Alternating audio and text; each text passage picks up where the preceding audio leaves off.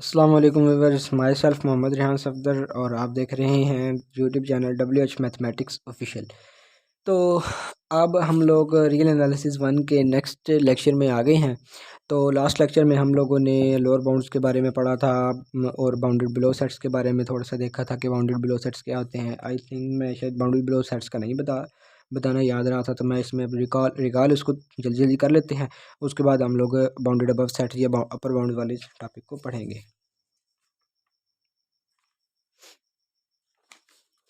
तो अब जो हमारे पास लोअर बाउंड्स था, इसकी डेफिनेशन को रिकॉल कर लेते हैं जी। उसमें हमें क्या ज़रूरत था, पहले एक ऑर्डर सेट होना चाहिए था।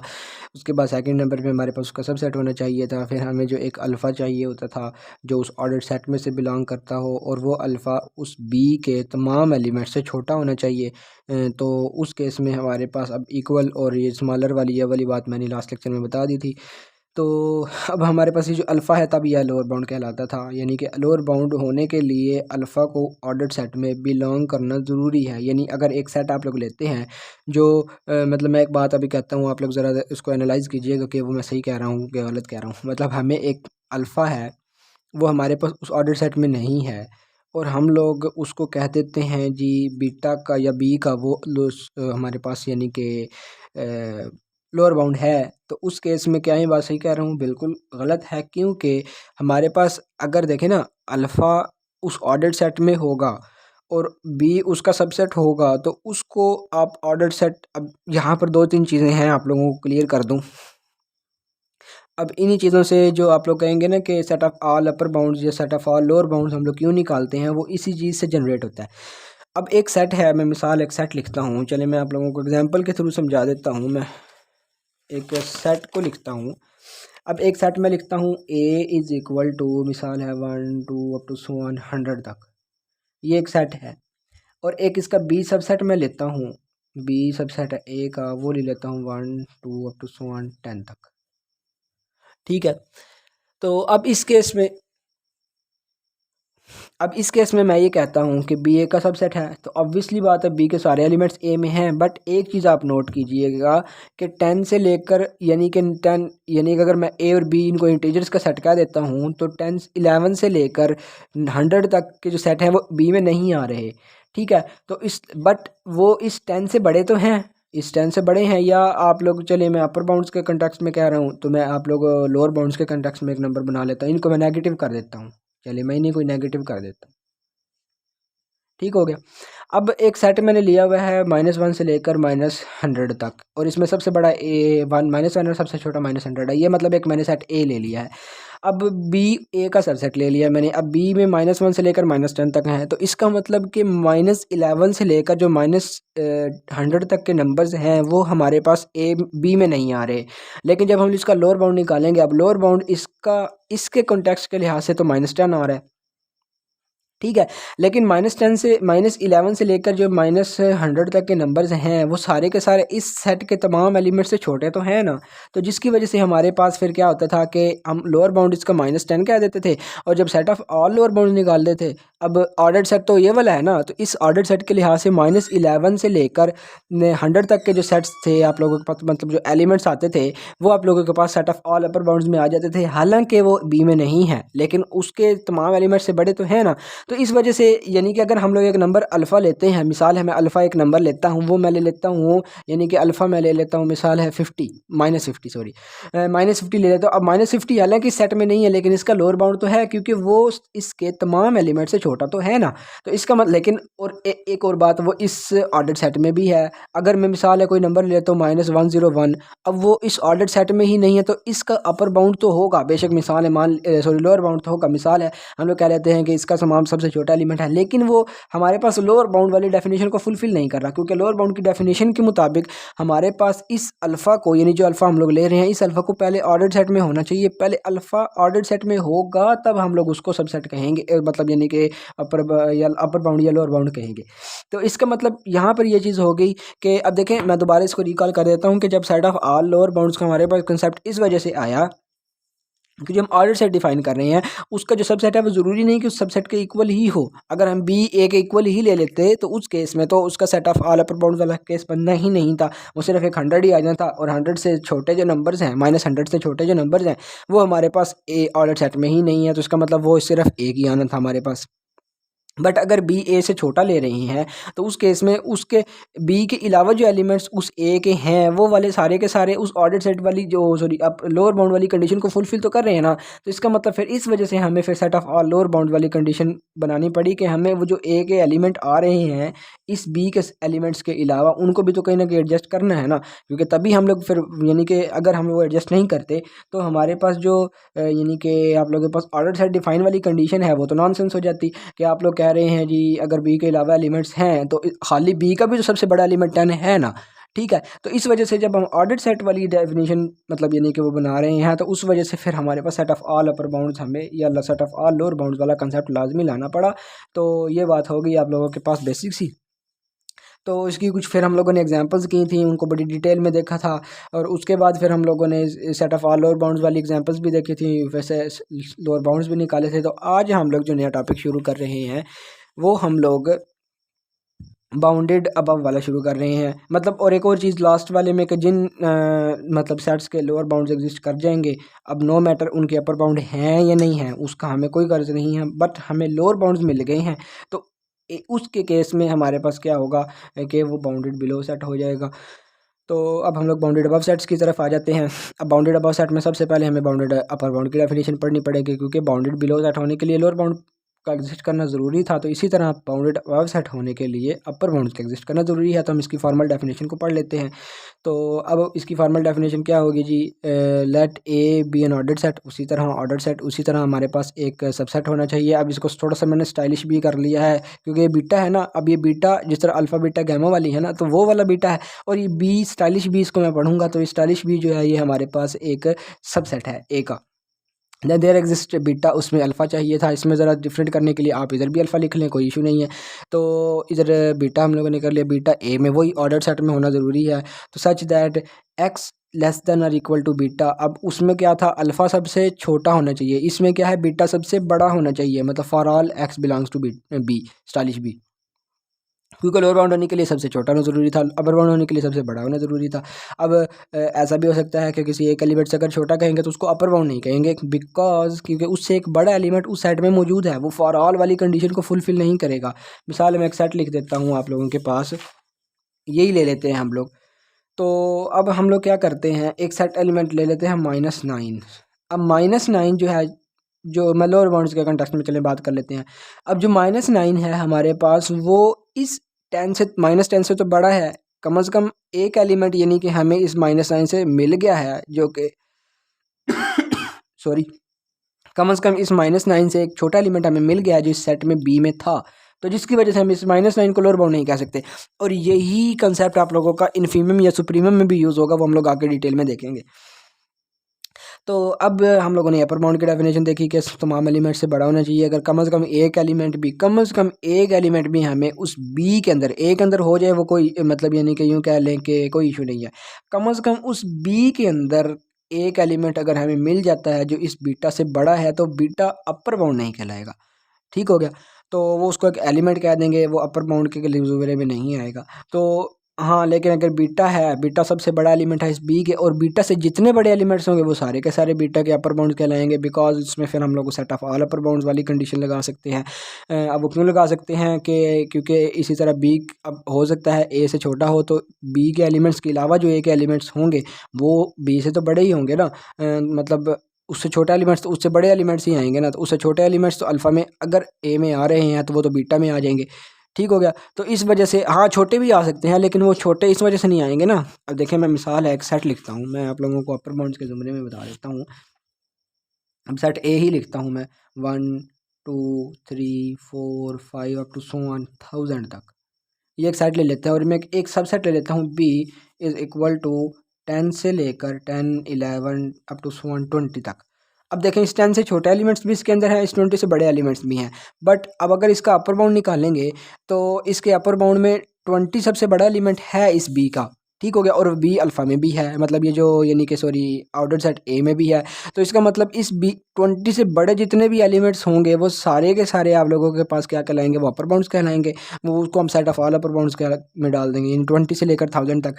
और जो हमारे पास 10 से छोटे एलिमेंट्स हैं वो तो अपर बाउंड के ज़ुमरे में आएंगे ही नहीं ना, क्योंकि अब अगर हम लोग मिसाल है 9 लेते हैं, अब 9 तो इन तमाम एलिमेंट से छोटा है, तो वो लोअर बाउंड के ज़ुमरे में आएगा। हाँ, इसके लोअर बाउंड्स क्या होंगे, 1 से लेकर 10 तक इसके set of all lower bounds हो जाएंगे, और इसका लोअर बाउंड 10 हो जाएगा। तो इस वजह से हमारे पास अल्फ़ा को सबसे बीटा को सबसे बड़ा होना चाहिए, या कम से कम उसके ऐसे एलिमेंट के इक्वल होना चाहिए, यानी कि बी के ऐसे एलिमेंट के इक्वल होना चाहिए जो बाकी सबसे बड़ा होगा। ठीक हो गया।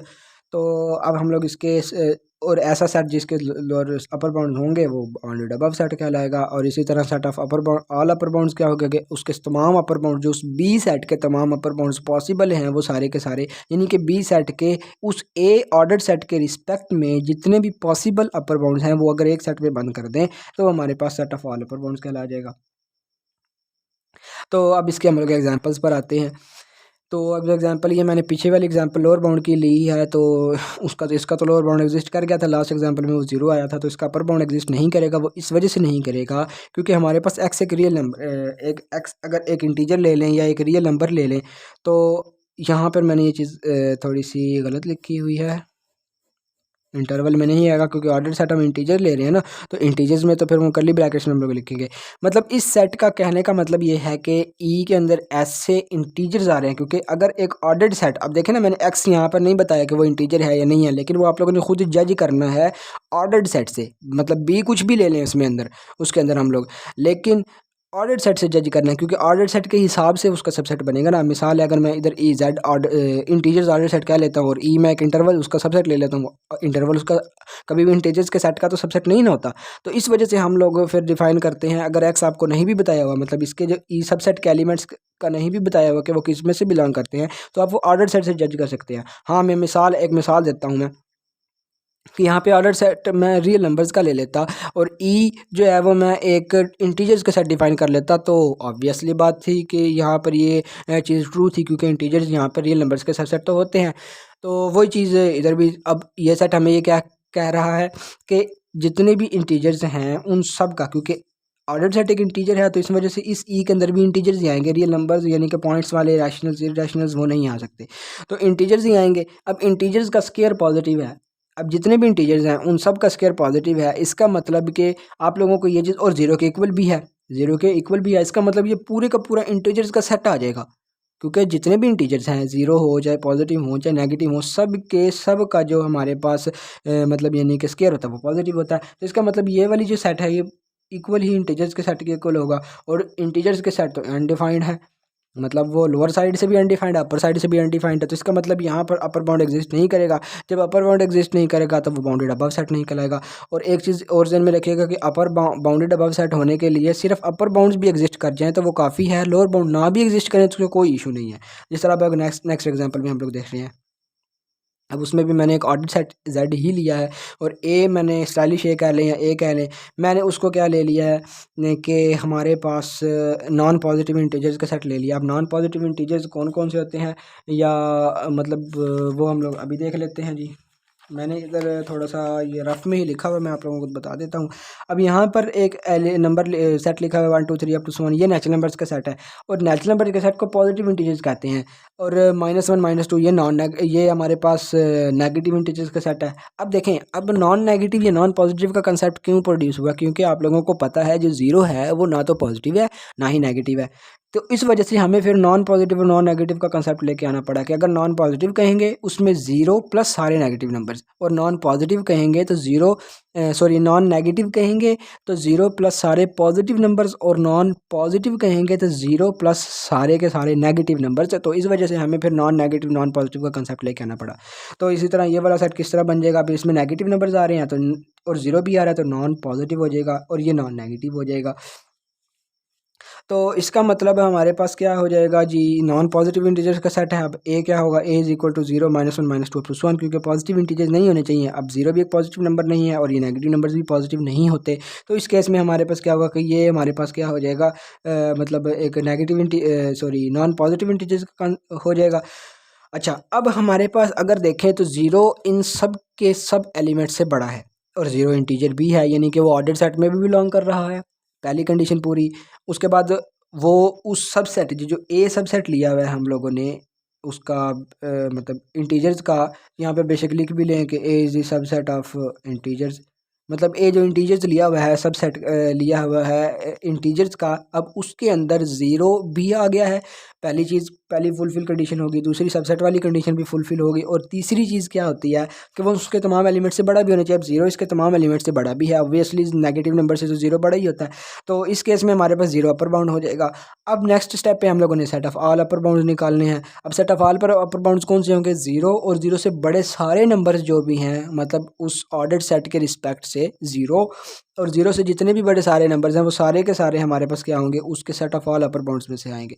अब मैंने इसमें ए डैश जो है इसको set of all upper bounds कह लिया है, तो वो जीरो भी आएगा, वन भी आएगा, टू भी आएगा, अप टू सो ऑन। अब ये अगर आप थोड़ा सा ध्यान में लेके आए तो ये सारे के सारे नॉन नेगेटिव इंटीजर्स हैं, तो इसका मतलब ये हुआ कि अगर हम लोगों ने नॉन पॉजिटिव इंटीजर्स गिवन हो तो उसके set of all upper bound जो है वो नॉन नेगेटिव इंटीजर होगा, यानी नॉन पॉजिटिव दिया हुआ है और उसके जो set of all upper bound निकालना है तो वो नॉन नेगेटिव होगा, और अगर नॉन नेगेटिव दिया हुआ है तो उसके set of all upper bound जो है वो हमारे पास क्या हो जाएगा? नॉन पॉजिटिव हो जाएगा। तो इस तरह आप लोग यानी कि कंसेप्ट कर सकते हैं, मतलब नॉन पॉजिटिव का नॉन नेगेटिव और नॉन नेगेटिव का नॉन पॉजिटिव।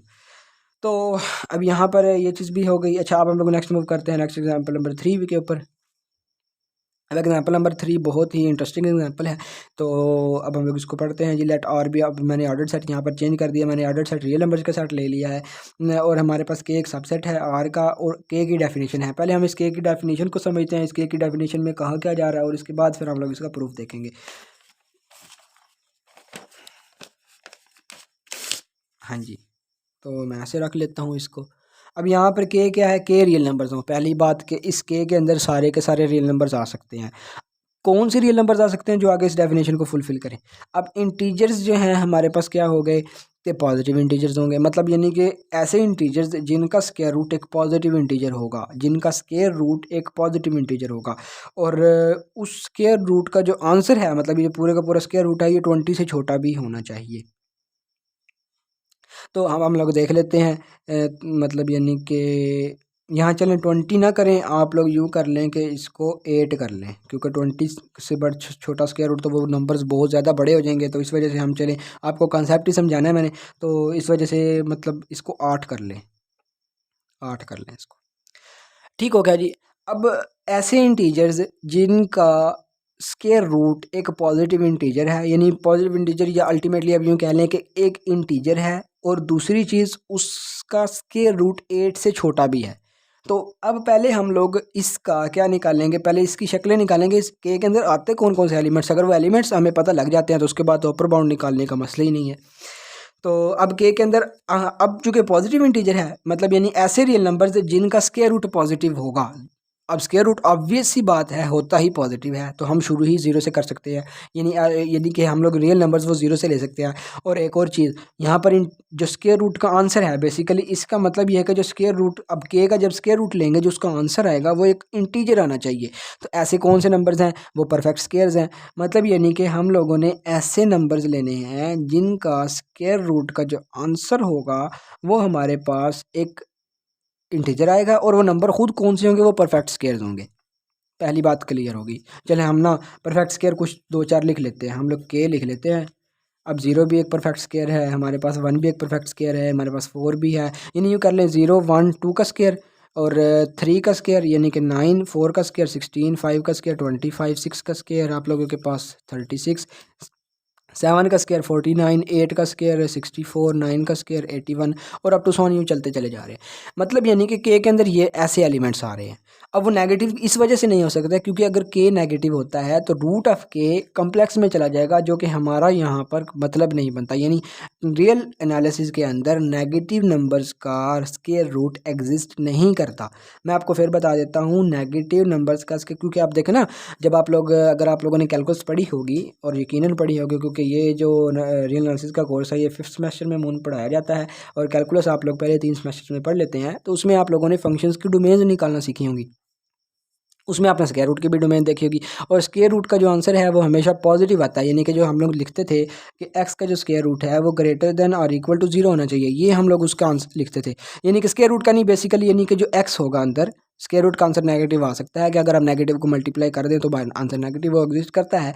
बट अगर जो इसकी एक्स की बात करें तो स्क्वायर रूट यानी कि स्क्वायर रूट एक्स है, यानी कि मिसाल है f of x is equal to square root x लिखा हुआ है, स्क्वायर रूट एक्स लिखा हुआ है, तो इसकी जो डोमेन होती थी वो एक्स ग्रेटर देन 0 होती थी, इक्वल टू 0, नेगेटिव नहीं होगा बस, यानी कि यूँ कह लें कि नॉन नेगेटिव रियल नंबर्स यानी कि उसमें नेगेटिव रियल नंबर्स नहीं आएंगे, 0 आएगा और 0 से पॉजिटिव आगे सारे नंबर्स आएंगे, तो इसका मतलब नॉन नेगेटिव इसको हम कह सकते हैं।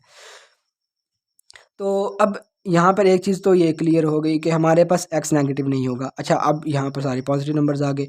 अब से आपको ये चीज़ भी मैंने बता दी कि जो आप लोगों के पास इंटीजर्स होंगे उनका ही यानी कि परफेक्ट स्क्वायर जो होंगे उनका ही स्क्वायर रूट जो है वो इंटीजर आता है। ठीक हो गया। अच्छा, ये भी चीज़ होगी। अब हम लोगों ने ये लिख भी लिया कि के अंदर इस तरह के एलिमेंट्स आ सकते हैं। अब ये अप टू सो ऑन चलता चला जाएगा। अब अगली कंडीशन को देखा जाए। अगली कंडीशन क्या है कि स्क्वायर रूट का आंसर 8 से छोटा हो, 8 के इक्वल ना हो, 8 से छोटा हो। तो अब हम इनके स्क्वायर रूट्स निकालना शुरू करते हैं। 1 का स्क्वायर रूट 1 होगा, 2 हो जाएगा, इसका 3 हो जाएगा, इसका 4 हो जाएगा, इसका 5, इसका 6, इसका 7। अब 7 तक का स्क्वायर रूट का आंसर आ चुका है।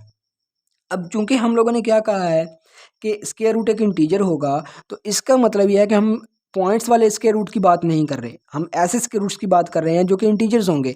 तो इसका मतलब 49 के बाद जब हम लोग 50 नहीं ले सकते, क्योंकि 50 का स्क्वायर रूट जो है हमारे पास क्या होगा, एक पॉइंट वाला नंबर आएगा, मतलब इरेशनल होगा। तो अब इरेशनल क्या है, इरेशनलिटी का कंसेप्ट मैंने ना रियल एनालिसिस आई थिंक इसी के ही शुरू के 2-4 लेक्चर्स हैं जिनके अंदर मैंने irrationality of prime numbers, irrationality of composite numbers को डिस्कस बहुत डिटेल में किया है। तो वो आप लोग पहले वहाँ से जाकर देख लें, तो तब आप लोग ये लेक्चर्स, ये वाला एग्जांपल देखिएगा ताकि आप लोगों को बहुत डिटेल में इसकी समझ आ सके।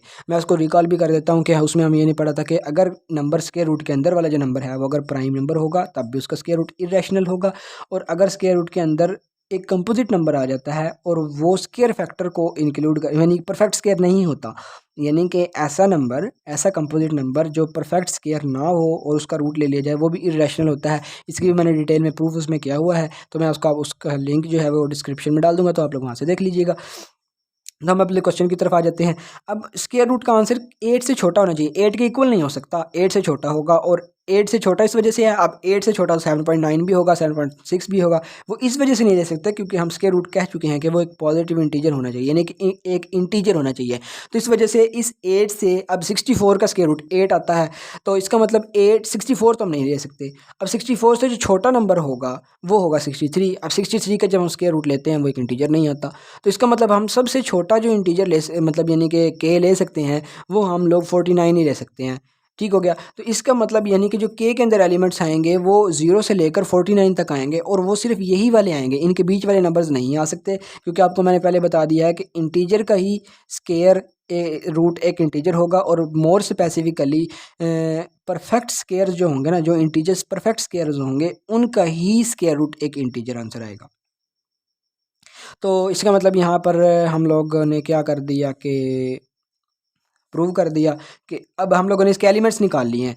अब इसके एलिमेंट्स कौन से आएंगे, 0, 1, 4, 9, 16, 25, 36 और 49। अब ये एक सेट बन गया। अब यहाँ पे आप लोग क्या कर सकते हैं, इसका मतलब यानी कि मैं के को दोबारा लिख सकता हूँ। के अंदर एलिमेंट्स कौन से आएंगे, 0, 1, 4, 9, 16, 25, 36 और 49। ये एलिमेंट्स के आ जाएंगे।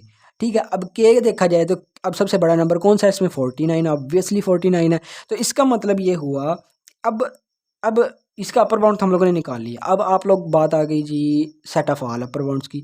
अब आप लोग ये कहेंगे कि अब 49 है, आगे 64 है, आगे 81 है, आगे 100 का स्क्वायर जो है आप लोगों के पास 10 का स्क्वायर जो है वो 100 हो जाएगा। फिर इसी तरह 121 हो जाएगा 11 का स्क्वायर। अब ये सारे के सारे अपर बाउंड्स में आएंगे, बट आप एक चीज़ भूल रहे हैं कि के एक रियल नंबर है। ठीक है। तो इसका मतलब 49, 50, 51 और 49 से 51 के दरमियान नंबर्स, पॉइंट्स वाले, रैशनल्स, इरेशनल, सब के सब इसका अपर बाउंड में आ जाएंगे। बिकॉज इस वजह से कि ये जो डेफिनेशन है ये इंटीजर्स वाली, स्क्वायर रूट पॉजिटिव होने वाली या स्क्वायर रूट के इंटीजर होने वाली, ये सिर्फ के एलिमेंट्स के लिए है। यानी कि के जो यानी कि जो स्क्वायर रूट वाले एलिमेंट्स हैं उनके लिए है। बट आप लोगों के पास जो के एक रियल नंबर है, जब आप रियल नंबर से उस सेट में से निकल जाएंगे, इस के में से निकल जाएंगे, तो इस जब के में से निकल गए तो ये डेफिनेशन तो आप इस डेफिनेशन का तो पाबंद ही नहीं रहे। तो इसका मतलब ये होगा कि 49 से लेकर ऑनवर्ड सारे के सारे, वो सारे के सारे इसके अपर बाउंड्स का सेट कहलाएगा। इसका मतलब जो set of all upper bounds होगा वो उसको मैं के डैश से कह लेता हूँ, वो आपके पास 49 से लेकर इन्फिनिटी तक, आप उसको इंटरवल की शक्ल में इस तरफ क्लोज इंटरवल आएगा, क्योंकि 49 भी हमारे पास क्या है, एक है इनक्लूडेड है, क्योंकि 49 भी अपर बाउंड है। अब मैं दोबारा इसको बता देता हूँ कि हमारे पास अब हम लोगों ने यहाँ इंटरवल क्यों लिया, बिकॉज कि जब आप लोग जब तक आप के की इस के सेट की डेफिनेशन के अंदर थे तब तक तो आप बंद थे कि आपने स्क्वायर रूट एक इंटीजर लेना है या स्पेसिफिकली एक पॉजिटिव इंटीजर लेना है, और उस स्क्वायर रूट जो है वो मतलब उस स्क्वायर रूट का जो आंसर है, उस नंबर के जो स्क्वायर रूट का आंसर है वो 8 से छोटा होना चाहिए। उस वक्त तक तो आप बाउंड थे। जब आप उस डेफिनेशन पे फुलफिल करके आप लोगों ने एक अपर बाउंड उस सेट का निकाल लिया, तो उस अपर बाउंड से जितने भी बड़े नंबर्स हैं, जब आप के से बाहर निकल जाएंगे, अब 49 है ना, अब इस 49 के बाद आप के से बाहर निकल गए, अब जब यूं ही आप लोग के से बाहर निकले ना, तो आप लोग इस डेफिनेशन से आज़ाद हो गए। जब आप इस डेफिनेशन से आज़ाद हो गए तो इसका मतलब 49 भी है, 49.1, 49.2, 49.3, 50, 51 अप टू सो ऑन चलते चले गए, ये सारे के सारे इस सेट के अपर बाउंड्स हो जाएंगे। ठीक हो गया, क्योंकि के एक रियल नंबर। हाँ, अगर मैं के को यहाँ पर कह देता ना कि आप लोगों के पास इंटीजर है, तो तब आप लोगों ने 49, 50, 51, 52 ये ले लेते। अब चूँकि रियल नंबर्स हैं तो इसका मतलब 49 से लेकर इन्फिनिटी तक जितने भी पॉसिबल नंबर्स हैं, चाहे वो रैशनल हों, चाहे वो इरेशनल हों, चाहे वो इंटीजर्स हों, जो भी हों, यानी परफेक्ट स्क्वायर भी हों, वो सारे के सारे इंक्लूडेड होंगे। तो इस वजह से मैंने ये इंटरवल बना दिया है 49 से लेकर इन्फिनिटी तक, इसके set of all upper bounds का सेट हो जाएगा। ठीक होगा, मुझे उम्मीद है आप लोगों को इस एग्जाम्पल की समझ आ गई होगी। अगर ना समझ आई तो आप लोग दोबारा कमेंट सेक्शन में पूछ लीजिएगा, मैं आप लोगों को इस चीज़ का आंसर बता दूंगा। तो अब हम लोग इसकी नेक्स्ट एग्जांपल की तरफ मूव करते हैं। तो इसकी एग्जांपल्स मैंने थोड़ी ही की हैं, तो बाकी आप लोग यूँ कर सकते हैं कि अगर आप लोगों ने फॉर प्रैक्टिस देखना है कि अपर बाउंड किस तरह निकाले जा सकते हैं, तो जो लास्ट एग्जांपल में हमने लोअर बाउंड्स वाले सेट्स देखे थे, आप उनके अपर बाउंड्स भी निकाल सकते हैं। उन सेट्स वो सेट्स किस शक्ल के बनते हैं, उनके एलिमेंट्स किस किस तरह के होते हैं, वो मैंने सारे के सारे आप लोगों को उस एग्जाम्पल में बताए हुए हैं। तो आप लोग वो देख के उसके अपर बाउंड्स भी निकाल सकते हैं, उसका कोई इशू नहीं है। तो हम लोग नेक्स्ट एग्जांपल की तरफ मूव करते हैं जी। हम लोगों ने एक ऑर्डर्ड सेट रियल नंबर का ही लिया, हम लोगों ने एक एफ सेट ले लिया। उस एफ सेट के ऊपर डेफिनेशन ही है कि वो 1/f के बराबर है, यानी उसके जो एलिमेंट्स हैं वो 1/f के शक्ल के हैं, और उसमें जो f होगा वो एक रियल नंबर होगा। अब हम लोग क्या करते हैं जी, इसके सेट्स लिख लेते हैं, इसके एलिमेंट्स कौन कौन से होंगे। इनके जो कैपिटल एफ है वो हमारे पास किसके बराबर आ जाएगा, 1/1, क्योंकि एक हम लोगों ने रियल पॉजिटिव रियल नंबर लेना है, 1/1 होगा। इसी तरह 1 बाई आप लोग 1.1 भी ले सकते हैं, इसी तरह 1/1.2 भी ले सकते हैं, अप टू सो ऑन इस तरह ले सकते हैं आप लोग। तो इसका मतलब ये होगा, अब देखें एक चीज़ नोट करें, आप लोग ये भी कह सकते हैं, अगर पॉइंट्स वाले नंबर हैं तो जब ये इस पॉइंट्स को हम लोग यानी कि बटे में इसको हम लोग यूँ लिख लेंगे ना, 11 बटा आप लोग इसको 10 लिख सकते हैं 1.1 को। तो जब ऊपर जाएगा तो वो हमारे पास 10/11 बन जाएगा, तो वो 0 पॉइंट में चला जाएगा। तो आप लोग एक चीज़ अगर देखे जाए तो मैं आप लोगों को चले इसका बता देता हूँ कि ये हमारे पास 11/10 बनेगा। जब 11/10 बनेगा तो जब रिसिप्रोकल होगा ये 10/11 बन जाएगा। ठीक हो गया।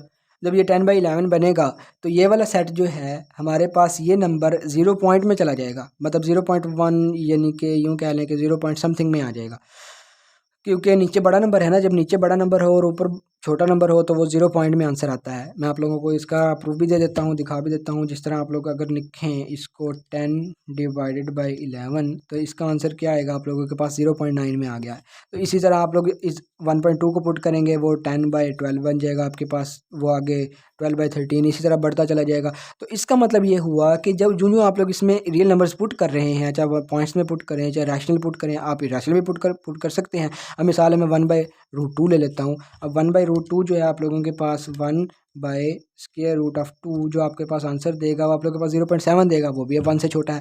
तो इसका मतलब ये अल्टीमेटली ये हुआ कि एलिमेंट छोटे होते चले जा रहे हैं।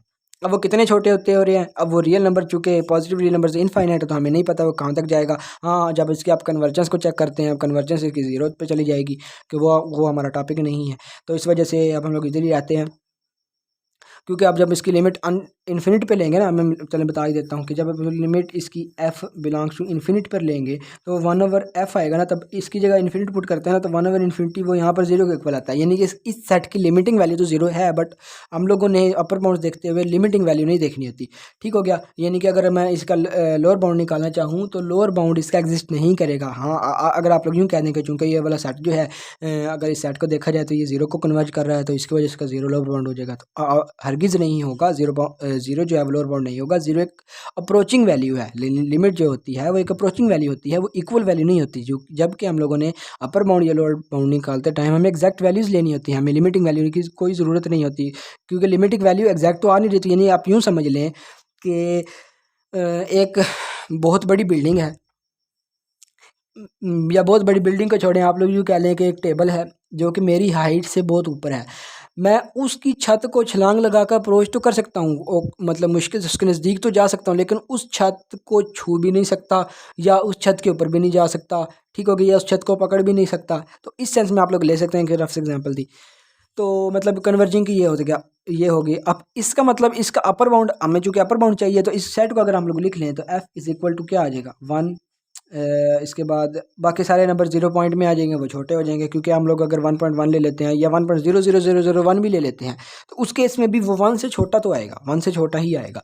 तो इस वजह से हम लोग क्या लेते हैं जी कि हमारे पास इसका सबसे बड़ा एलिमेंट 1 हो गया। अब 1 से बड़े रियल नंबर्स कौन कौन से हैं, क्योंकि रियल नंबर हमें पता है 1 से बड़े जितने भी हैं। अब इसका अपर बाउंड तो 1 आ गया, ये तो ऑब्वियस हमें पता चल गया कि 1 जो है वो इसके तमाम एलिमेंट से बड़ा है, तो इसका मतलब इसका अपर बाउंड तो हमें एक अपर बाउंड मिल गया।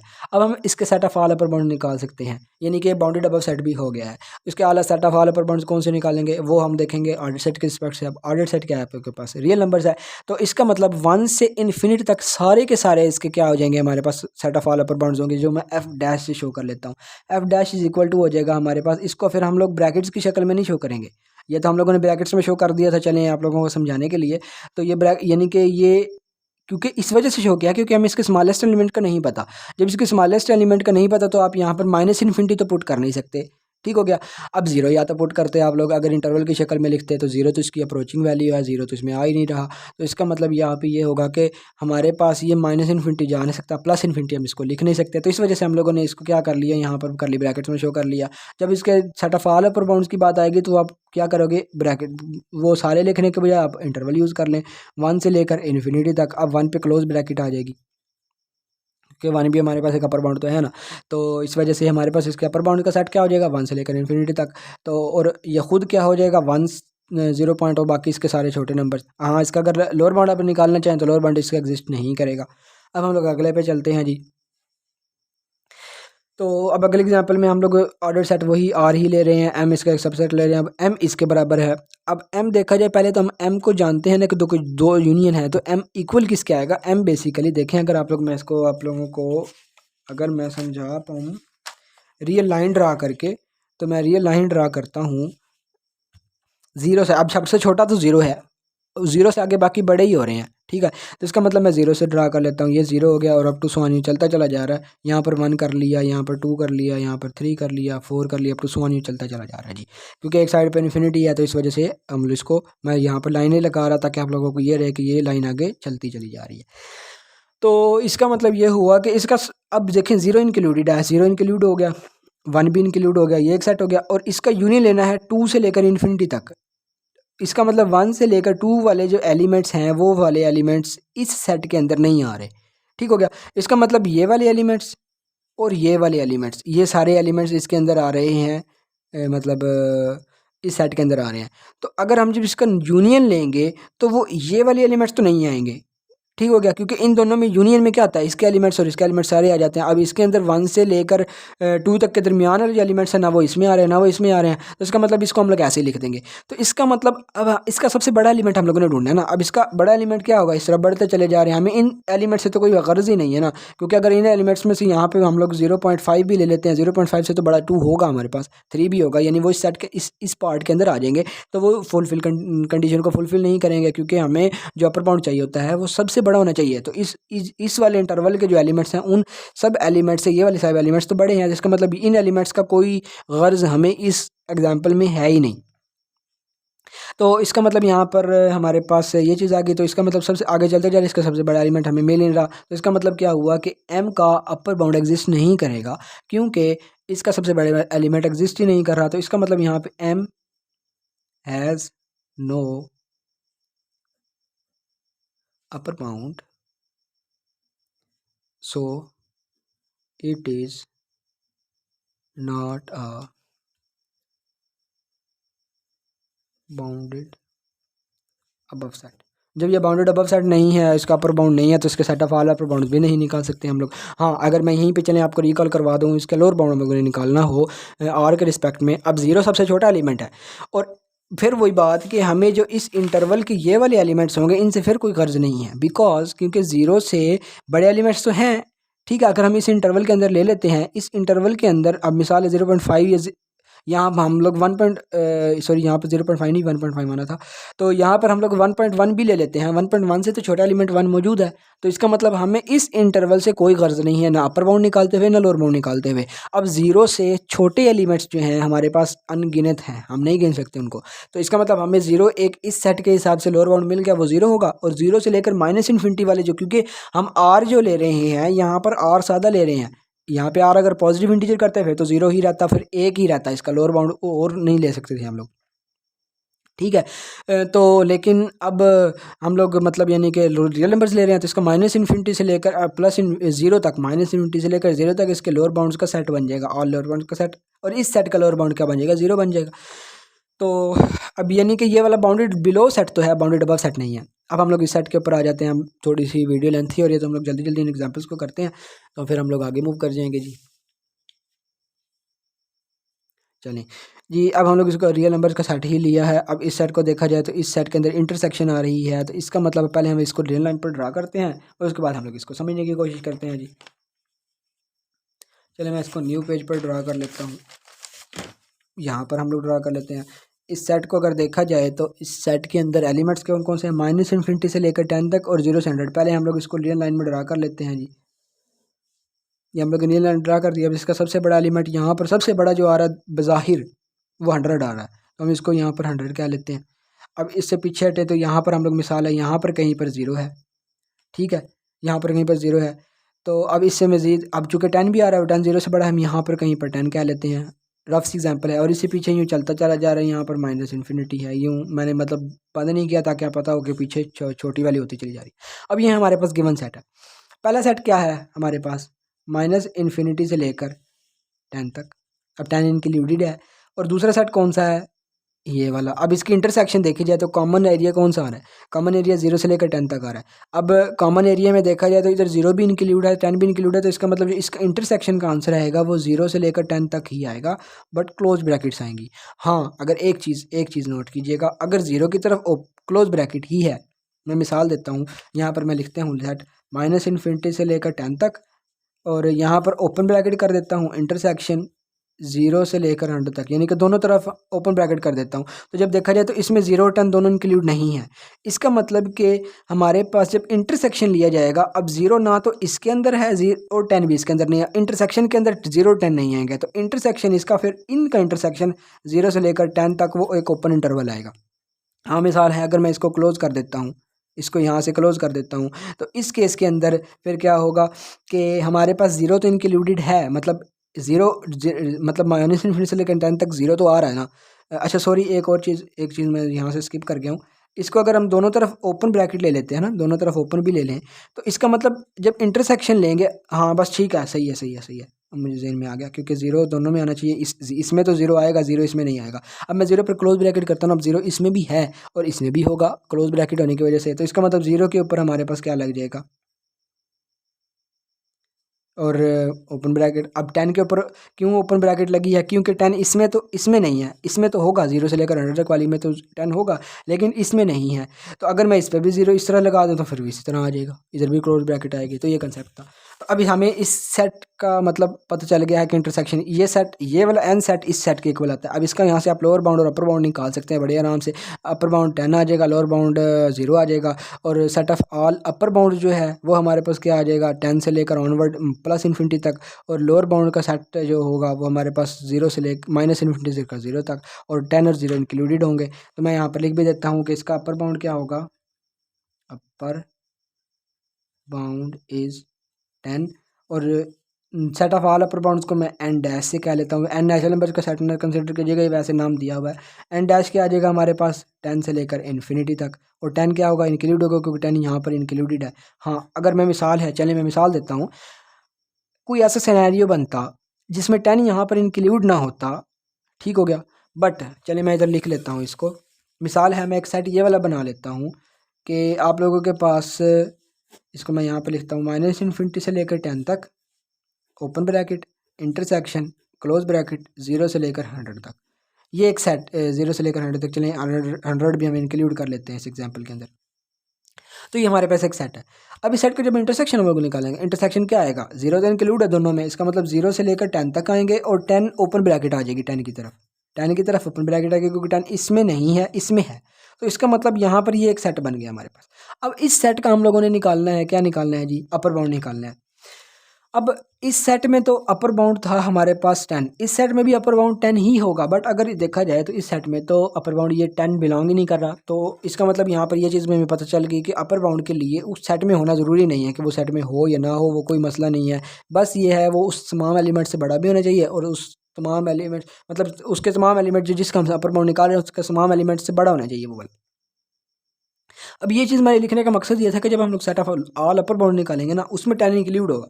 यानी कि अगर मैं मिसाल है इसको n कहता हूँ, ये n था, तो यहाँ पर जो n डैश इसका तमाम एलिमेंट्स का मतलब set of all upper bounds वाला n डैश जो एलिमेंट बनेगा ना, वो 10 से लेकर इन्फिनिटी तक ही बनेगा। यानी कि रियल नंबर्स के रिस्पेक्ट में, रियल नंबर्स अगर ऑर्डर सेट रियल नंबर का सेट हो तो उसके रिस्पेक्ट में ये 10 से लेकर इन्फिनिटी बन जाएगा, और 10 के ऊपर क्लोज ब्रैकेट आएगी। वो किस वजह से आएगी, बिकॉज 10 अपर बाउंड तो है ना, जो set of all upper bounds होगा उसमें 10 को अपर बाउंड शो तो करवाना है ना। तो जब वो set of all upper bounds होगा तो उस वो अपर बाउंड तो है, तो इसका मतलब वो set of all upper bounds वाली साइड पे तो क्लोज होगा, लेकिन उस सेट में होना या ना होना उसका कोई इशू नहीं है।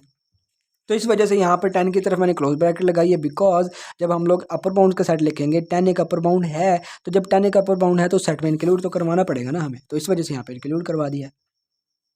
और ये बाउंडेड अबव सेट हो जाएगा, बिकॉज कि इसका अपर बाउंड एग्जिस्ट कर जाएगा, ये बाउंडेड बिलो सेट भी हो जाएगा। तो इसका मतलब अब आगे हम लोग नेक्स्ट लेक्चर में देखेंगे। अब ये काफ़ी लेंथी लेक्चर हो रहा है, तो उसमें हम देखेंगे कि अगर एक सेट का बाउंडेड अबव और बाउंडेड बिलो दोनों मिल जाएँ तो वो बाउंडेड सेट होता है। मैंने इसकी एक ब्रीफ से आप लोगों को जो है ये ब्रीफ से ये क्या लेंगे, आप लोगों को थोड़ा लेंथी सा इंट्रोडक्शन दिया था इस लेक्चर से प्रीवियस, मतलब इससे एक लेक्चर प्रीवियस लेक्चर आप लोगों को मैंने बताया था, उसमें बाउंडेडनेस को मैंने ना बड़ा डिटेल में डिस्कस किया है। रियल नंबर्स की पहली बात की थी, फिर मैंने बाउंड सेट्स पे आ गया था मैं, तो उस केस में आप लोग वहाँ पर वो लेक्चर जाकर देख लें, आप लोगों को बाउंडेडनेस की समझ आ गई। वहाँ पे मैंने क्लियर बताया था कि एक सेट का लोअर बाउंड और अपर बाउंड दोनों एग्जिस्ट करेंगे तब वो बाउंडेड सेट कहलाएगा। अगर सिर्फ अपर बाउंड एग्जिस्ट कर रहा है, लोअर बाउंड एग्जिस्ट नहीं कर रहा, तब भी वो बाउंडेड सेट नहीं होगा। हाँ, अब बाउंडेड अबव हो जाएगा, बाउंडेड बिलो नहीं होगा। इसी तरह दोनों में से मतलब अपर बाउंड या लोअर बाउंड में से कोई एक एग्जिस्ट करता है ना, तो वो उसके रिस्पेक्ट से बाउंड होगा, लेकिन जनरली बाउंडेड नहीं कहलाएगा। अच्छा जी, अब हम लोग नेक्स्ट एग्जांपल पर आते हैं जी। रियल नंबर ही ऑर्डर सेट लिया है, एक पी उसका सबसेट ले लिया है, पी के ऊपर ये डेफिनेशन डिफाइन करवा दिया। अब इस डेफिनेशन ये कह रही है कि एन चूँकि पॉजिटिव इंटीजर है, मतलब यानी कि P1 P2 P3 P4 इस तरह का एक सीक्वेंस बनेगा इसके एलिमेंट्स का। तो सीक्वेंस आप ना कंसिडर करें, आप सेट कंसिडर कर लें इसको, क्योंकि सीक्वेंस के अंदर भी सीक्वेंस क्या डिफाइन करता है कि एक सेट ऑफ वैल्यूज़ ही होता है ना वो भी। तो इसका मतलब यहाँ पर एक ये सेट लिया जा सकता है। अब इसके ऊपर Pn के ऊपर कंडीशन है कि Pn इक्वल है साइन इनवर्स ऑफ ज़ीरो के, ठीक हो गया। अब साइन इनवर्स ऑफ ज़ीरो आप लोगों को पता है कि यानी कि पाई के जो भी मल्टीपल्स होंगे, पाई के जो भी मल्टीपल्स होंगे उन सब के लिए हमारे पास क्या होगा, मतलब यानी कि साइन इनवर्स ज़ीरो होगा। तो इसका मतलब जो पी सेट होगा वो किसके इक्वल आ जाएगा, एन पाई के, जहाँ पे जो n है वो बिलोंग करेगा पॉजिटिव इंटीजर से, क्योंकि हम नंबरिंग कर रहे हैं ना, तो नंबरिंग एक पॉजिटिव इंटीजर से ही की जा सकती है। क्योंकि आप लोगों ने ये नहीं सुना होगा, मिसाल है 10 माल्टे पड़े हुए हैं, तो मैं ये कह दूँ कि जी वन माल्टा ये है, -2 माल्टा ये है, 0 माल्टा ये है, या आप लोग यूँ इस वजह से हम लोग इसको पॉजिटिव इंटीजर से डिफाइन, हाँ 0 भी कह सकते हैं क्योंकि 0 माल्टा का मतलब वहाँ माल्टा मौजूद नहीं है। नेगेटिव की बात नहीं करेंगे नंबरिंग के केस में कि किसी को हम लेबल कर रहे हैं तो उसमें यूँ नहीं कहेंगे कि ये -1 लेबल इस पे है, -2 लेबल इस पे है, तो वो एक ऑकवर्ड सी बात होगी अगर कहें तो इस वजह से हम लोग फिर वहाँ पर नहीं लेंगे। तो इसका मतलब n पाई, अब देखा जाए तो अगर हम इसको देखें तो यहाँ 1 पाई बनेगा या पाई बनेगा, फिर 2 पाई बनेगा, फिर 3 पाई बनेगा, और ऑब्वियसली ये बढ़ता चला जा रहा है, ये रुकेगा नहीं। अब n क्योंकि पॉजिटिव इंटीजर है, अब n कहाँ पर जाकर रुकेगा हमें कोई आइडिया नहीं है। तो इसका मतलब ये एक मतलब सेट चलता चला जा रहा है, तो जिसकी हाँ नेगेटिव साइड पर भी चलेगा, क्योंकि नेगेटिव जो आप लोग अगर नेगेटिव पाई ले रहे हैं, -2 पाई ले रहे हैं, -3 पाई ले रहे हैं, उस केस में भी हमारे पास जो है वो मतलब साइन 0 होता है। लेकिन चूंकि हम लोगों ने P1 P2 नंबरिंग करनी थी ना, इस वजह से मैंने यहाँ पर n जो है पॉजिटिव इंटीजर कर दिया है।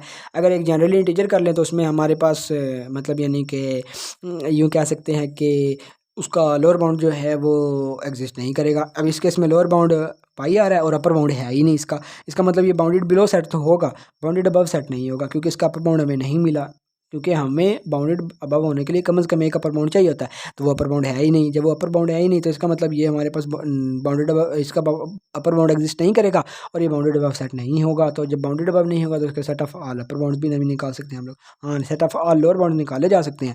वो पाई से छोटे जितने भी एलिमेंट्स होंगे, क्योंकि रियल नंबर्स के कंटेक्स्ट में लिए जा रहे हैं ना, तो वो ज़रूरी नहीं है कि आप लोग जो है वो मतलब -1 या -1 पाई, -2 पाई, -3 पाई वही लें। -1 पाई और -2 पाई के दरमियान में जो रियल नंबर्स होंगे वो ही होंगे। सिमिलरली जिस तरह वो रूट वाली एग्जांपल मैंने आपको दी थी ना, कि जब आप इस से नीचे चले जाएंगे तो आप इसकी डेफिनेशन से ज़्यादा हो चुके हैं। जब इसकी डेफिनेशन से ज़्यादा हो चुके हैं तो हम फिर चले जाएंगे ऑर्डर सेट के ऊपर। अब ऑर्डर सेट एक रियल नंबर है, तो रियल नंबर के अंदर आप कुछ भी ले सकते हैं। मतलब 1 पाई का आंसर क्या होगा, पाई का आंसर क्या आता है मैं आपको दिखाता हूँ। यहाँ पर अगर हम लोग पाई को देखें तो पाई का आंसर आ रहा है 3.141। अब 3.14 इससे जितने भी छोटे नंबर्स हैं वो सारे के सारे लोअर बाउंड में आ जाएंगे, ठीक हो गया। तो इस वजह से आप लोग यहाँ पर लास्ट एग्जांपल देखते हैं। अब ये भी बड़ी इंटरेस्टिंग और बड़ी आप लोग यूँ कह लें कि उसी रूट जैसी एग्जांपल है। हाँ एक चीज़ मैं आप लोगों को भूल गया बताना, वो जो पिछली रूट वाली एग्जांपल की थी ना, उसको एक और अंदाज में भी पूछा जा सकता है इसको। अब ऐसे मतलब यानी कि यूँ कह लें कि रियल नंबर्स जिनका रूट रैशनल होगा, यानी कि अगर मैं इसकी डेफिनेशन को थोड़ा सा मॉडिफाई आप लोगों को करके बताऊं तो वो यूँ भी लिखी जा सकती है। मतलब काम यही करना है जो इस एग्जांपल में किया था, बस आप लोगों को वो इंटीजर्स की जगह आप लोगों को थोड़ा सा यूँ कह दे कि मैं अगर इधर आप लोगों को दिखा पाऊँ 1 मिनट, हाँ जी। तो अब वो अगर इसको मॉडिफाई कर देता है कि k इज़ इक्वल टू, यहाँ पर स्मॉल k कर लें, ये बिलोंग्स टू रियल नंबर्स कर लें, यहाँ पर रूट k इज़ रैशनल और root k is less than 8, ठीक हो गया। ये आप लोगों को एक सेट उसने दे दिया है। अब देखें, अब k का रूट रैशनल कब होता है, जब मैं आप लोगों को रिकमेंड करूँगा इस मॉडिफिकेशन को देखने से पहले आप रियल एनालिसिस के जो इरेशनलिटी ऑफ कंपोजिट नंबर्स और इरेशनलिटी ऑफ प्राइम नंबर्स, ये जो 2 लेक्चर्स थे इनको पहले पढ़ कर आएँ, उसके बाद ये चीज़ देखें। मैं उसका रिकॉल भी करवा देता हूँ कि अगर तो k प्राइम है, मतलब हम इसको इससे में तोड़ लेते हैं, ठीक हो गया। अगर तो k प्राइम है, उसमें प्रूव कर चुके हैं कि प्राइम नंबर का स्क्वायर रूट जो है आपके पास इरेशनल होता है। अगर कंपोजिट है, ठीक है, अब कंपोजिट में 2 चीज़ें आ जाएंगी, या तो वो परफेक्ट स्क्वायर होगा या परफेक्ट स्क्वायर नहीं होगा। अगर तो वो परफेक्ट स्क्वायर है उस वक्त रैशनल हो जाएगा, मतलब k का रूट रैशनल हो जाएगा। क्योंकि आप अगर मैं मिसाल देता हूँ, अगर 4 है, 4 एक परफेक्ट स्क्वायर, इसका स्क्वायर रूट लें तो आप 2 आता है, 2 एक रैशनल नंबर है। इसी तरह अगर 16 लें, इसका स्क्वायर रूट आता है 4, 4 एक रैशनल नंबर है। तो इसका मतलब अगर तो k परफेक्ट स्क्वायर है, कंपोजिट भी है और परफेक्ट स्क्वायर भी है, क्योंकि कोई भी परफेक्ट स्क्वायर है वो कंपोजिट तो लाजमी होगा, प्राइम नंबर कभी भी स्क्वायर रूट परफेक्ट स्क्वायर नहीं हो सकते। तो इसका मतलब ये हुआ कि अगर वो कंपोजिट नंबर है और परफेक्ट स्क्वायर है तो उस केस में वो रैशनल होगा, अदरवाइज़ वो इरेशनल होगा। यानी कि उसमें हम लोगों ने जब कंपोजिट नंबर की रैशनलिटी की बात की थी ना, तो उसमें जनरल रिजल्ट प्रूव किया था कि अगर k उसमें आई थिंक n था या पता नहीं p था, मुझे एग्जैक्टली ज़हन में नहीं है, तो उसमें अगर k के अंदर चले उधर n में शायद n होगा, मैं n का लेता हूँ। तो अगर n जो है वो हमारे पास परफेक्ट स्क्वायर ना हो तो n का स्क्वायर रूट इरेशनल होता है। अब उसके क्या होता है, n के अंदर स्क्वायर फैक्टर इंक्लूड है या नहीं है, वो उसके प्रूफ में मैंने बड़ा बेहतरीन करके बताया हुआ है, तो आप लोग वहाँ जाके वो लाजमी देखिएगा, उसका लिंक भी मैं डिस्क्रिप्शन में डाल दूँगा। तो अब इसी क्वेश्चन को इस तरह भी पूछ सकता है, बिकॉज क्योंकि आप लोगों के पास के नेगेटिव नंबर्स का तो लिया नहीं जा सकता, ठीक हो गया। अब वो तो नेगेटिव नंबर तो नेगेटिव इंटीजर्स तो इसमें खेल से निकल गए, ठीक हो गया, वो आउट हो गए। अब रही बात पॉजिटिव ज़ीरो की, यानी कि नॉन नेगेटिव इंटीजर्स की, क्योंकि इंटीजर्स का ही स्क्वायर रूट आप लोगों के पास एक रैशनल नंबर आ सकता है, या आप लोग यूँ कह लें कि रैशनल नंबर्स का भी आ तो सकता है, क्योंकि अगर आप लोग मिसाल है 4/16 ले लें, वो एक रैशनल नंबर है, तो उसका स्क्वायर रूट जो है वो आप लोगों के पास 2/4 आ सकता है, वो उसका कोई इशू नहीं है। इसका अब यानी कि कहने का मतलब ये है कि स्क्वायर रूट के अंदर जो के होगा वो चाहे रैशनल ले लें, चाहे वो आप लोग इंटीजर ले लें या कुछ भी ले लें, वो एक परफेक्ट स्क्वायर होना चाहिए, तभी उसका जो स्क्वायर रूट है वो रैशनल आएगा। तो जब इसका मतलब ये होगा कि आप लोग के जो है वो कुछ भी ले सकते हैं। अब इसके अंदर आप लोग स्ट्रिक्ट इंटीजर्स पे नहीं रहे, यानी कि अब मैंने जिस तरह कहा था ना कि के का जो स्क्वायर रूट है वो एक पॉजिटिव इंटीजर होना चाहिए। अब इसका मतलब ये हुआ कि इस एग्जांपल के अंदर एक और जनरलाइजेशन आ गई कि अगर के एक परफेक्ट स्क्वायर भी है और वो परफेक्ट स्क्वायर के होने के साथ साथ वो एक रैशनल नंबर भी है, जिस तरह मैंने 4/16 की एग्जांपल थी, तो उसका स्क्वायर रूट आएगा रैशनल ही, लेकिन वो पॉइंट्स में आएगा, वो इंटीजर नहीं आएगा। तो इसका मतलब यहाँ पर थोड़ी सी और जनरलाइजेशन होगी। तो यहाँ पे आप लोग वो 63 वाला वो भी ले सकते हैं, क्योंकि उसका स्क्वायर रूट पॉजिटिव भी आएगा, और वो परफेक्ट स्क्वायर तो नहीं होगा, क्योंकि 63 आप लोगों के पास बेसिकली एक परफेक्ट स्क्वायर नहीं है। तो इसका मतलब यानी कि परफेक्ट स्क्वायर जो है वो उससे छोटे लिए जा सकते हैं, जिस तरह मिसाल है 63 से छोटा, यानी वो आप लोग देख लीजिएगा। मैंने बस ये एग्जांपल की आप लोगों को जनरलाइजेशन समझानी थी, तो आप लोग उम्मीद है समझ आ गई होगी। अब हम लास्ट एग्जांपल इसकी करते हैं, वो इस वजह से क्योंकि ये चलें रैशनल की बात इसमें हुई थी, तो वो मुझे जहन में आ गया, तो मैंने बता दिया। अब आर एक ऑर्डर सेट है, एच उसका सबसेट ले लिया। एच के ऊपर डिफिनीशन है कि एच के अंदर स्मॉल एच ऐसे एलिमेंट्स हैं जिनका स्क्वायर रूट इरेशनल है, और इरेशनल के साथ साथ उसका स्क्वायर रूट 8 से छोटा भी है, 8 से छोटा भी है, और स्क्वायर रूट जो है वो इरेशनल भी है। तो इसका मतलब इसके अंदर परफेक्ट स्क्वायर्स तो नहीं आएंगे, ठीक हो गया। यानी कि एच एक इंटीजर भी है। फिर यहाँ पर मैंने ये भी डिफाइन कर दिया कि एच एक इंटीजर भी है, यानी कि इस एच को आप लोग परफेक्ट स्क्वायर तो ले सकते हैं, लेकिन ऐसा परफेक्ट स्क्वायर ले सकते हैं जो कि एक इंटीजर हो, यानी कि आप 4/16 25/4 यानी ऐसे नंबर्स नहीं ले सकते। होंगे वो रैशनली परफेक्ट स्क्वायर भी होंगे, लेकिन चूंकि एच को मैंने पॉजिटिव इंटीजर कह दिया है, तो इस केस में आप लोग यहाँ पर वो perfect square rational perfect squares नहीं ले सकते। हाँ, इंटीजर्स परफेक्ट स्क्वायर लेंगे, वो भी पॉजिटिव इंटीजर, क्योंकि नेगेटिव हम नहीं ले सकते।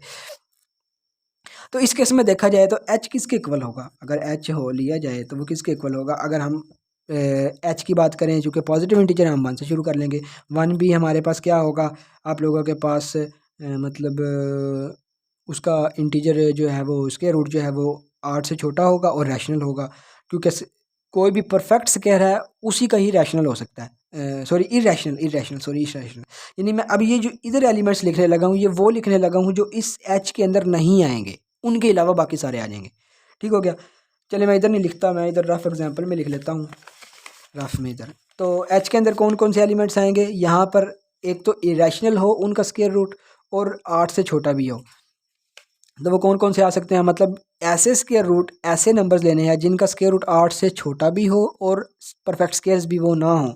तो इसका मतलब यहाँ पर हम लोग क्या लिख सकते हैं, 1 ले लें, या फिर 4 है, या 16 है, यानी कि 9 भी आएगा, 16 25 और 36 और 49 और 64 मिसाल है यहाँ तक ले लेते हैं, क्योंकि अगर इसका स्क्वायर रूट लेते हैं तो वो 8 आ जाता है। तो इसका मतलब 8 से तो हमने छोटा लेना है, तब इससे आगे नहीं जा सकते। यानी कि हम लोग जो मैक्सिमम नंबर्स ले सकते हैं वो 1 से लेकर 64 तक ले सकते हैं। अब 1 से लेकर 64 तक कौन कौन से नहीं लेने, जो परफेक्ट स्क्वायर हैं, मतलब यानी कि 1 4 9 16 25 36 और 49, ये वाले नंबर्स हम लोग नहीं लेने। तो इसका मतलब ये हुआ कि 2 हो जाएगा, 3 हो जाएगा, 5 हो जाएगा, 6 है, 7 है, 8 है, फिर आगे 10 है, इस तरह नंबर से, मतलब यानी कि। तो इसका मतलब इस सेट को एच के अंदर कौन कौन से सेट्स आ जाएंगे, मैं एच को थोड़े मतलब यानी कि वो चलो लिखना जो है वो मुश्किल होगा, तो हम लोग इसको क्या लिख सकते हैं कि 1 4 9 अप टू सो ऑन 60, चलें 49 कर लेते, क्योंकि 8 हम लोग ले नहीं सकते, 49। और इसमें से ये माइनस कर देने हैं किसके अंदर से, 1 से लेकर 1 2 अप टू सो ऑन, इसके लेकर 64 तक। इसमें से ये वाले नंबर्स माइनस कर देंगे, जो बकिया बचेंगे, सॉरी 63, क्योंकि 64 का स्क्वायर रूट 8 होगा ना, तो 8 तो हम लोग ले नहीं सकते, तो इसका मतलब यहाँ पर 63 तक। तो इसका मतलब ये वाले नंबर्स इस सेट के अंदर से निकाल देने हैं, अच्छा मैंने उलट शायद लिख दिया है, ये 1 2 3 up to so 163 minus 1 4 9 16 up to so 49, ये वाले। तो ये वाले हम लोग निकाल देंगे तो बाकी जो नंबर्स बचेंगे यानी कि 1 हो 2 हो जाएगा, 3 है आप लोगों के पास, इसी तरह 5 है, फिर 6 है, फिर 7 है, 8 है, फिर 9 को छोड़कर 10 है, 11 है, यानी कि इनके बीच के जो नंबर्स बनेंगे। अब एक और चीज़ भी याद रखें, जो कि एच को मैंने पॉजिटिव इंटीजर कहा तो आप इंटीजर ही ले सकते हैं, इंटीजर के अलावा आप लोग को रैशनल इरेशनल नहीं ले सकते। तो इसका मतलब यानी कि आप लोगों के पास जो है आप लोगों का इसका जो आंसर आएगा, इसके जो सेट्स आएंगे, इसका मतलब ये जो कि इसका सबसे बड़ा नंबर, हमें सबसे बड़े से मकसद मतलब है ना, इसका सबसे बड़ा तो आ जाएगा 63, क्योंकि 63 इसमें नहीं है तो 63 आ जाएगा इस एच के अंदर, तो 63 इसका अपर बाउंड होगा। अब 63 से जो बड़े नंबर्स हैं, अब जब आप इस डेफिनेशन से बाहर निकलेंगे तो इस मतलब इस सेट से बाहर निकलेंगे तो इस सेट की डेफिनेशन से आप आज़ाद हैं। तो 63 अब चूँकि एच एक रियल नंबर ही होगा ना, मतलब अगर इस डेफिनेशन से बाहर निकले तो एच एक रियल नंबर है, वो उसके ऊपर कोई पॉजिटिव इंटीजर वाली कंडीशन नहीं है, तो इसका मतलब 63 या 63.1 63.2 अप टू सोन सब के सब इसके अपर बाउंड्स होंगे। तो इसका जो अपर बाउंड होगा, चलो मैं तो थोड़ा सा नीचे करके लिख देता हूँ, यहाँ पे अपर बाउंड इज़ 63, ठीक हो गया। और इसके जो set of all upper bounds होगा वो 63 से, वो इसको मैं मिसाल है एच डैश से कह लेता हूँ, H dash is equal to 63 से लेकर इन्फिनिटी तक बनेगा, ठीक हो गया। वो एक हम लोग 63 के ऊपर क्लोज ब्रैकेट लगाएंगे, 63 के ऊपर क्लोज ब्रैकेट आएगी और अप टू सोन इन्फिनिटी तक, वो इसके set of all upper bounds हो जाएगा। और अपर बाउंड इसका 63 है। मैं इसको फिर रिकॉल कर देता हूँ, इसके जो अंदर एलिमेंट्स आएंगे वो आएंगे तो 1 से लेकर 63 तक ही, लेकिन उनमें हमने परफेक्ट स्केयर्स नहीं लेने, यानी कि 1 से लेकर 63 के दरमियान में जो नंबर्स आते हैं और वो इंटीजर्स हैं बेसिकली, यानी 1 से लेकर 63, क्योंकि 64 हम ले नहीं सकते और हमने लेने भी इंटीजर्स ही हैं, क्योंकि इस डेफिनेशन के अंदर हम लोगों ने एच को एक इंटीजर लेना है। तो 1 से लेकर 63 तक जो इंटीजर्स हैं वो हमारे पास लेंगे और उनमें से वो निकाल देने हैं जो परफेक्ट स्केयर्स हैं, जो ये लिखे हुए हैं। तो इनके अलावा बाकी सारे के सारे आएंगे, उनमें सबसे बड़ा नंबर 63 था। अब परफेक्ट अगर इसका लोअर बाउंड निकालना हो तो इसका सबसे छोटा नंबर 2 बनता है। 2 से छोटा कोई इंटीजर ऐसा है नहीं जो कि जिसका स्क्वायर रूट इरेशनल हो, तो यानी कि आप लोगों के पास रियल नंबर्स के कंटेक्स्ट में, तो इसका मतलब यहाँ पर क्या हो गया, इसका लोअर बाउंड √2 हो जाएगा और इसके जो लोअर बाउंड्स का सेट बनेगा वो माइनस इन्फिनिटी से लेकर √2 तक बन जाएगा, √2 के ऊपर क्लोज ब्रैकेट आ जाएगी। तो ये था जी आज का लेक्चर। तो इसको आज यहीं तक वाइंड अप करते हैं। तो नेक्स्ट लेक्चर में मैं इसका सुप्रीमम और इन्फीमम का बताऊंगा, और बाउंडेड सेट्स का मैं आप लोगों को एक दफ़ा फिर बता दूंगा, इसका कुछ एग्जांपल्स देख लेंगे और इंशाल्लाह फिर नेक्स्ट हम लोग आगे जीसीडी पर मूव कर जाएंगे। सॉरी जीसीडी कह रहा हूँ, आगे मतलब यानी कि जिसके जो फर्दर कंसेप्ट्स आ जाएंगे वो उन पे मूव कर जाएंगे। जीसीडी वो इस वजह से कहा है ना, क्योंकि नंबर थ्योरी में पढ़ा रहा हूँ तो उसके अंदर अभी एक्सरसाइज ख़त्म हो गया, नेक्स्ट टॉपिक जीसीडी हमने शुरू करना है, तो इस वजह से वो जीसीडी मेरे मुंह से निकल गया, तो उसके लिए माजरत। तो इंशाल्लाह हम लोग नेक्स्ट लेक्चर में मिलते हैं, तो हमें याद रखिएगा। अस्सलाम वालेकुम।